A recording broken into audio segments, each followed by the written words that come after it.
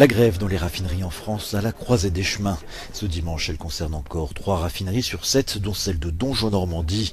Malgré un accord avec les syndicats majoritaires chez Total Energy sur une augmentation de salaire à hauteur de 7%, la CGT veut poursuivre le mouvement et exige toujours 10% de hausse pour faire face à l'inflation.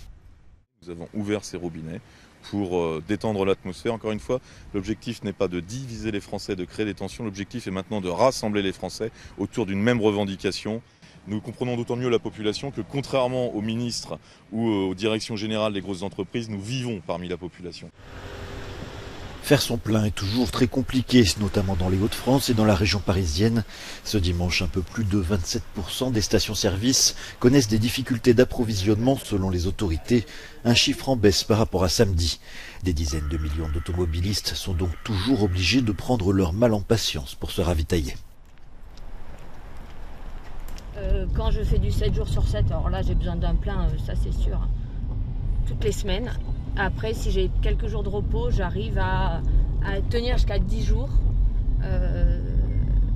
Après, en ce moment, je fais le minimum en voiture, vraiment.